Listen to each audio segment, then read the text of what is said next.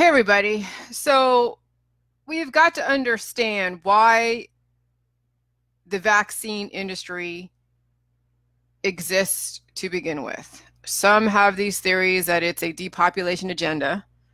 Others have theories that it's because, I don't know, there's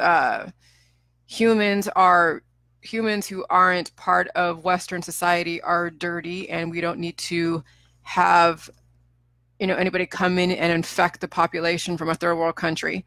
So, we have all these different, I would say, conflicting ideologies around vaccines. Well, the true nature of the reason why vaccines exist is because we have so many people who are immunocompromised, who don't look at strategic nutrition, who then maybe get exposed to a pathogen the body doesn't recognize, and their immunocompromised body will succumb, potentially die from that exposure. That's why they say that if you have a newborn, you need to wear a mask, because that newborn doesn't have the antibodies yet to fight it off, and it's not strong enough. And so they don't want anybody that has that's been recently vaccinated around them, or, without a mask. Hey, Ellie Mae.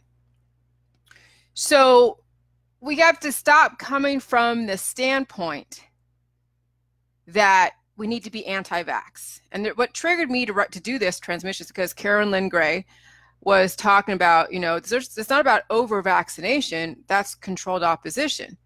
It's about just not vaccinating at all. But here's the thing with that. Let's take that tribe in the middle of the ocean as an example. They have a very low functioning immune system relative to our environment here in the West. Their immune system is based upon their environment. They don't have a lot of pathogens they have to fight off. So their nutrition intake is relative to their environment, and they've survived. Okay? So if they wanted to mix within our population, yes, they've got to get sick. They've got to be exposed. But here's the thing. They need massive amounts of nutrition, way more than what they received out there in their island in the middle of the ocean. The reason why people are dying from all these pathogens is because they are malnourished. They don't have enough nutrition. These kids that are born from parents who are already mutated, and they're in a society where the pathogens and all the different biochemistries and the shedding and the vaccines are running rampant. So it's that, damned if you do, damned if you don't. But no matter what, if a kid gets exposed to a pathogen that's also used as a vaccine, they're going to take the mutation. They're going to take the hit regardless. Okay? So the true difference between someone that doesn't get a vaccine, and someone that, the true difference between someone that doesn't get a vaccine and then someone that gets exposed to the pathogen is whether or not their body has enough nutrition to be able to counter those forces and rebuild from that mutation. Now, I know some of you, it's not a dangerous scam. Cynthia, you're super activist, and I get it. I mean, you're spewing out articles left and right, but you are not coming from the standpoint of nutrition. All you that are so anti-vax have yet to even figure out my protocol, because you're still stuck in the activist. You're not even focusing on Jilly Juice or the nutrition. You're still stuck on your platform.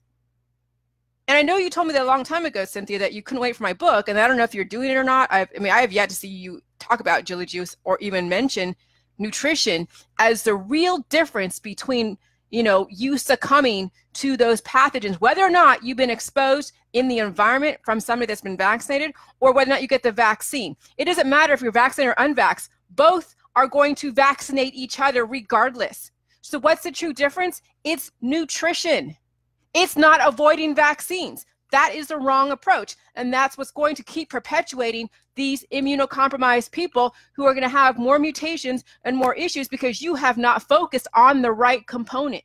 You're too focused on the for and against, the politics of it. And that is going to be your demise and everyone around you's demise because all you're worried about is avoiding. You're not worried about how to reinforce the nutrition. So everything's a scam to you because you are taking that side. You're playing the judgment game. Instead of coming from a different angle and saying, hey,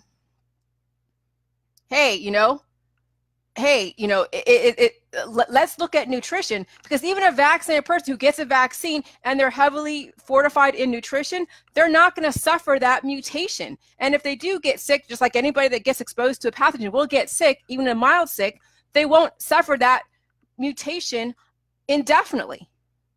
Because the reason why we have so many mutated people is because they never could reverse that mutation from that initial hit, from that exposure. That's the difference. And you fail to get that. So you play this for and against, and you don't even look at the real true situation. And Mary Lou Nichols, it's not about avoid vaccines and nutrition, because what is nutrition to you? Is it vegan and vegetarian and that's what you're going to go for? That's the holistic mentality. Oh yeah, I'm going to avoid vaccines and eat vegan and vegetarian and take all my detoxes. That's the mentality I'm trying to step away from, because that is a one-dimensional programming that all of you guys that are on these platforms are falling for. And then guess what? You are actually degrading in the system as you're on your platform, because you don't understand the role of Jilly Juice.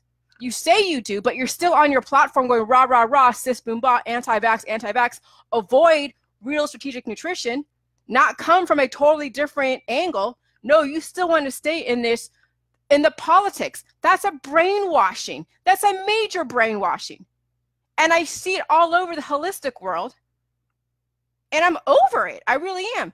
What is wrong with understanding the reasoning behind the vaccine industry? What is wrong with that? If these people in Africa, or not Africa, in that island, didn't get some kind of vaccine or something, right? So they could be able to handle the onslaught, they would die in our society.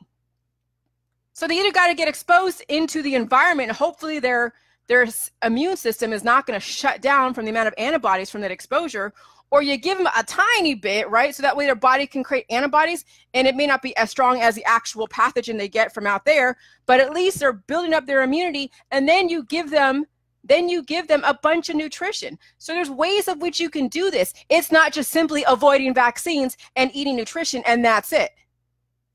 You have to get exposure to build antibodies, and then you have to overcome those mutations. That's why the anti-vax is not really a good platform, because you're not really focusing on the actual issue, which is malnourished bodies. And don't tell me that being vegan and vegetarian is going to give you all the nutrition. Because again, that is the brainwashing in the holistic world. And it's very easy when you get to the point of where I'm at and you see all these arguments about, oh, the scam, and here's an article about the landmark lawsuit. There's lawsuits all over the place. Anybody can go create a lawsuit.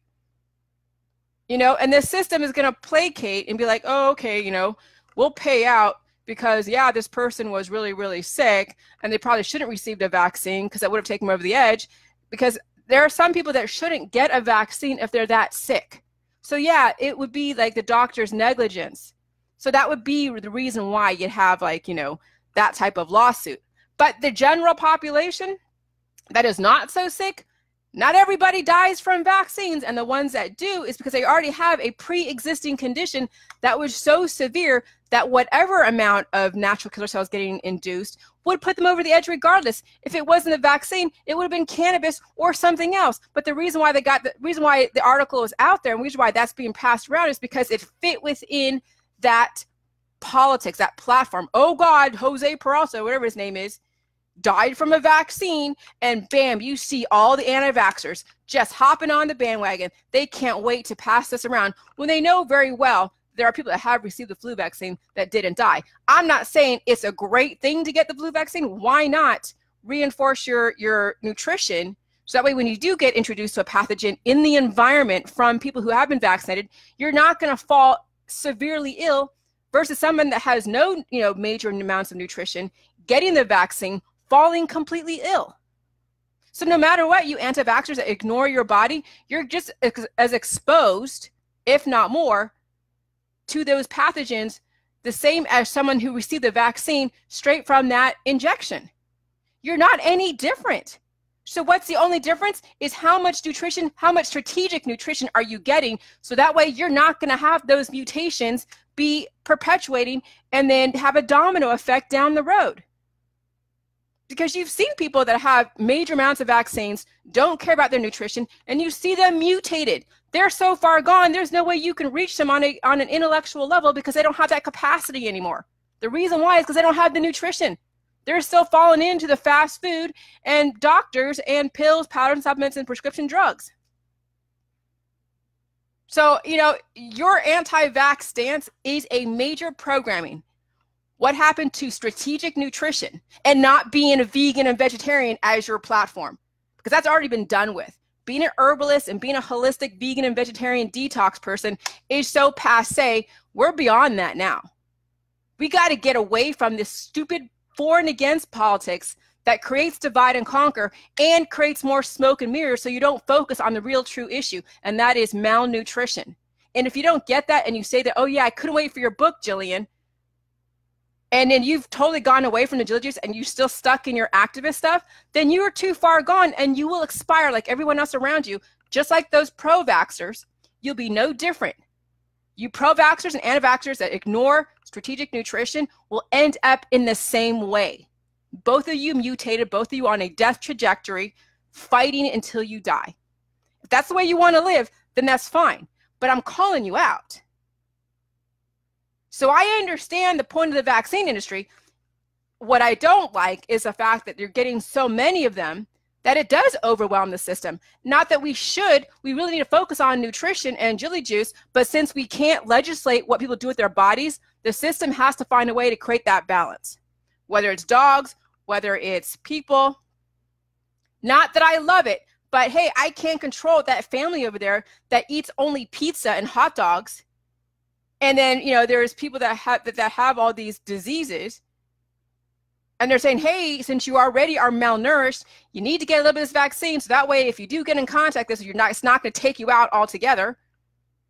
But hey, you're taking in a mutation regardless whether you get exposed to it or whether you get a vaccine, you're still going to take that hit. Now, your nutrition intake is going to be the difference whether or not you sustain that hit and carry those mutations down your genetic line.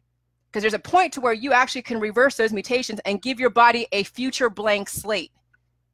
But not right now with people who are still stuck in the anti-pro-vax. That's why I'm saying the politics is what's doing everybody in.